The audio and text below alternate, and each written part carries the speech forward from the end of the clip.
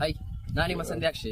ಇವತ್ತು ನಾವು Vietnam super early all season ಹಲಸಿನ ಹಣ್ಣಿನ ಗಿಡವನ್ನು ಗರಡಿಯ ಅಂಗಣದಲ್ಲಿ ನಡ್ತಾ ಇದ್ದೇವೆ. ಇದು ವಿಯೆಟ್ನಾಮಿಂದ ಬಂದಂಥ ಒಂದು ತಳಿ ವಿಯೆಟ್ನಾಂ ಸೂಪರ್ ಅರ್ಲಿ ಅಂತ. ಹಲಸಿನ ಹಣ್ಣನ್ನು ಸಾಂಬಾರು ಪದಾರ್ಥಕ್ಕೆ ಉಪಯೋಗಿಸಬಹುದು. ಹಣ್ಣಾಗಲಿಕ್ಕೆ ಬಿಡಬಾರ್ದು, ಆವಾಗ ಗಿಡಕ್ಕೆ ಅಷ್ಟೊಂದು ಪವರ್ ಇರೋದಿಲ್ಲ. ಸೊ ಗಿಡ ಗ್ರೋತ್ ಆದಮೇಲೆ ಇದರಲ್ಲಿ ಹಣ್ಣಾಗಲಿಕ್ಕೆ ಬಿಡಬಹುದು. ವರ್ಷದ 365 ದಿನ ಸಹ ಹಣ್ಣು ಬಿಟ್ಟುಕೊಂಡು ಇರ್ತದೆ. ಗುಜ್ಜೆಯನ್ನು ಪದಾರ್ಥಕ್ಕೆ ಉಪಯೋಗಿಸಬಹುದು.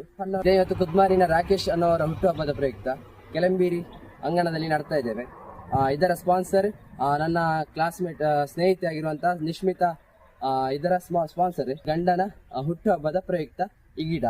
ಸೊ ನಿಶ್ಮಿತನಿಗೆ ಸಹ ಧನ್ಯವಾದಗಳು ಈ ಒಂದು ಪುಣ್ಯ ಕಾರ್ಯವನ್ನು ನಮ್ಮ ಕೈಯಿಂದ ಮಾಡಿಸೋದಕ್ಕೆ. ಈ ಗಿಡವನ್ನು ಮುಂದೆ ಇಲ್ಲಿಯ ಪ್ರಾಣಿ ಪಕ್ಷಿಗಳಿಗೆ ಹಾಗೆ ಇಲ್ಲಿಗೆ ಬಂದಂಥ ಭಕ್ತಾಭಿಮಾನಿಗಳಿಗೆ ಸಹ ಇದರ ಹಣ್ಣು ಸಿಗುವಂತೆ ಆಗಲಿ ಅಂತ ಕೇಳಿಕೊಳ್ತಾ, ಸಂಧ್ಯಾ ನಿಶ್ಮಿತಾ ಎಂಗ್ಳು best friend. Thank you Nishmitha. ನಿಮ್ಮ ದಾಂಪತ್ಯ ಜೀವನ ಸುಖ ಶಾಂತಿಯಿಂದ ಇರಲಿ ಅಂತ ಹಾರೈಸ್ತಾ ಧನ್ಯವಾದಗಳು.